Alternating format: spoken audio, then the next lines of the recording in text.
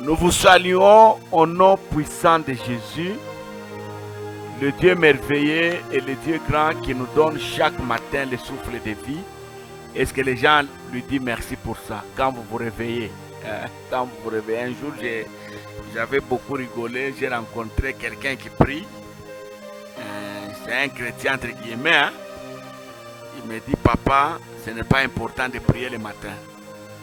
Moi je dis pourquoi? Il dit parce que nous sommes toujours avec Dieu. Si vous priez le matin, c'est comme si Dieu vous a laissé les parties, vous êtes resté seul. Non, non. Chaque jour, le matin, quand vous vous réveillez, vous ne pouvez pas quitter votre chambre, quitter le lit sans parler avec votre Dieu. Vous lui donnez votre programme du jour. Seigneur, je vais aller à l'école. Je prie que tu m'accompagnes. En allant, je vais traverser des rues, des avenues. Je vais prendre un moyen pour arriver là où je pars. Je vais rencontrer des gens. Je ne sais pas qui ils sont. Toi, tu sais qui je vais rencontrer en route. L'endroit là où je vais étudier, je ne sais pas ce qu'on y a fait la nuit. Parce qu'il y a toujours la terreur de la nuit. Hein? Les gens passent, ils font des incantations. Alors Seigneur, je m'abandonne à tes saintes mains. Tiens-moi à la main et que je marche avec toi. Comme je suis pasteur, Seigneur, c'est moi qui prêche aujourd'hui dimanche. Je prie que tu m'accompagnes. Quand je serai debout, que je sois avec toi. Vous n'avez jamais appris qu'il y a des hommes de Dieu en train de prêcher. Il est tombé à la chair, il est mort. Vous n'avez jamais appris ça? Il y a des hommes de Dieu. Hein? Il y a des hommes de Dieu en train de prêcher comme ça. Il a des vertiges, il arrête la prédication. Parfois, il y a des choses qui nous arrivent quand nous prêchons. Ça met même les doutes dans ceux qui nous suivent. Hein? Parce qu'à un certain moment, nos enfants croient qu'il y a des choses qui ne peuvent jamais nous arriver. Alors, il faut tous se préparer et nous nous préparons en prière. Et je l'ai dit, je vais le dire encore maintenant, même là où vous vous sentez capable, même si c'est votre frère qui vous a appelé, votre frère est gouverneur, il est président de la République, il est premier ministre, il est ceci ou cela, il vous dit, viens me voir demain à 11h. Si vous êtes chrétien, ne quittez pas chez vous sans recommander ce rendez-vous à la grâce du Seigneur. Parce qu'en cours de route, il peut vous appeler et dire ne venez pas, venez autre jour. Le diable est là pour toujours embrouiller. Ce sont des petites choses que les gens ne maîtrisent pas. J'avais dit aussi, ça va aider quelqu'un. Même quand nous prions la nuit, quand je me réveille en plein sommeil, je cherche à prier. Je dois être dans une tenue normale. Même si c'est dans ma chambre à coucher, il faut que je m'habille normalement pour adorer le Seigneur. Ce sont des choses, c'est ça ce qu'on appelle le respect. Hein? C'est ce qu'on appelle le respect. On ne peut pas se présenter devant Dieu de n'importe quelle manière. Hein? N'importe quelle manière. Dieu veut qu'on les respecte. Que Dieu nous bénisse. La fois passée, nous avions dit, il n'y a pas d'exploit. Hein? Chers élèves, vous allez réussir cette année. Cher papa, vous aurez la promotion dans votre service. Cher pasteur, votre église va grandir. Dieu va vous envoyer des fidèles. Hein? Il y aura beaucoup de choses qui vont se passer dans votre vie. Mais sans sagesse, bien aimé dans le Seigneur, vous n'allez pas expérimenter l'exploit. Dans tout ce que vous faites, faites des choses très bien. Ça, c'est ce que j'ai compris. Je l'ai dit même à l'église. Moi, quand on m'invite quelque part prêcher, je prépare bien ma prédication. Parce que je ne sais pas pourquoi on m'a appelé là-bas. Peut-être qu'il y a quelqu'un, s'il m'écoute, il peut bénir ma vie. Donc je fais des choses correctement. Parce qu'il y a des gens, ils jouent. Hein? Vous êtes bonne dans une maison là, vous jouez. Vous ne faites pas correctement votre travail. Vous êtes enseignant, vous jouez. Et puis quand on vous révoque, vous dites voilà les sorciers. Il y a des gens qu'on a révoqués. Ce n'est pas les sorciers qui ont fait qu'on vous révoque. Les problèmes, vous ne savez pas faire correctement votre travail. Vous voulez les exploits, apprenez à faire correctement ce que vous êtes appelé à faire. C'est ce qu'on appelle intelligence et sagesse. Maintenant, un autre numéro dont nous parlons maintenant, il n'y a pas d'exploit lorsqu'on n'a pas défini la vision. L'année là, l'année 2024, vous voulez que cette année soit comment pour vous? Qu'est-ce que vous-même là, en tant que chrétien, enfant de Dieu, vous avez décidé d'accomplir cette année? Qu'est-ce que vous avez décidé d'accomplir cette année? Par exemple, cette année, je dois voyager, je dois changer le milieu. Par exemple, cette année, je dois terminer la construction de ma maison. Parce qu'il y a des chrétiens qui ont beaucoup de choses à la fois. Il touche ici, il touche là-bas, il entreprend ici. La Bible dit que le cœur de l'homme a beaucoup de projets à l'intérieur. Mais seule la volonté de Dieu, la pensée de Dieu qui se réalise. Si vous êtes chrétien, demandez à Dieu de vous dire qu'est-ce que vous devez faire pour que vous expérimentez la réussite. Ne pensez pas que parce que vous êtes chrétien, vous allez réussir dans tout ce que vous allez faire. Non, non. Je suis chrétien. Je vais aussi commencer à faire ceci ou cela. Par exemple, je vais commencer aussi le commerce. Est-ce que Dieu vous a appelé à être commerçant? Même quand nous allons faire l'université, l'université ne nous impose pas. Il ne t'impose pas ce que tu dois faire. L'université te propose. Te propose.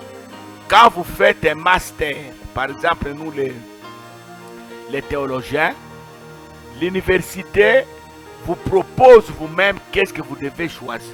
Là où vous êtes capable de faire. Là où vous êtes capable de réussir. Mais il y a des gens au nom de la foi, ils réussissent, ils choisissent n'importe quoi. Le matin, ils décident de devenir militaire. Le matin, ils deviennent pasteur. Il y a des gens qui sont devenus pasteurs comme ça. Parce qu'il est allé dans une église, il a trouvé un pasteur prêché avec onction. Il dit, moi aussi, je peux être pasteur.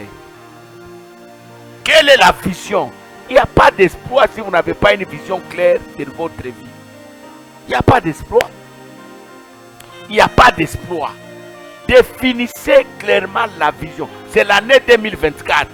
Je n'aimerais pas que l'année termine comme l'année 2023. Avec plaire et graissement de dents. Seigneur, j'étais avec toi toute l'année. Je n'ai rien obtenu. Seigneur, tu ne m'as pas soutenu. Tu ne m'as pas... Non, non. Dites à Dieu, voilà Père, ce que je décide de faire pendant cette année.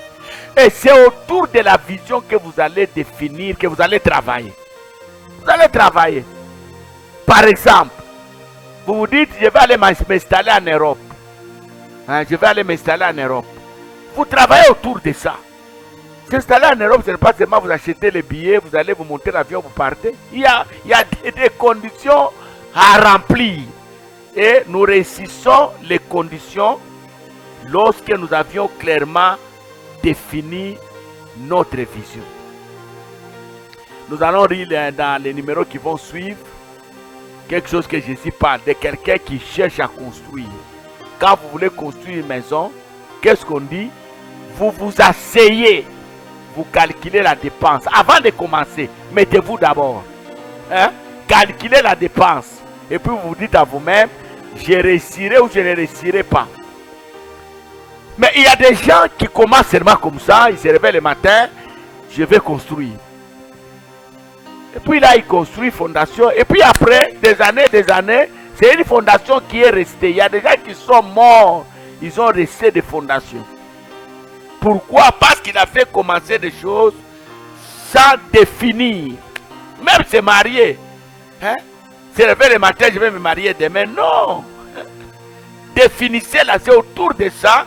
Maintenant, à la fin de l'année 2024, vous-même, vous allez apprécier. Vous allez dire, est-ce que j'ai échoué ou j'ai réussi? L'église doit avoir une vision annuelle. Nous avons acheté la parcelle de l'église. Comme nous, Dieu nous a fait grâce, on a acheté une parcelle. J'ai dit à l'église, respirons un peu. Ok? Maintenant, on va travailler pour la construction. Il ne faut pas déjà demain, je me réveille, allons construire. Non. Il faut définir la vision.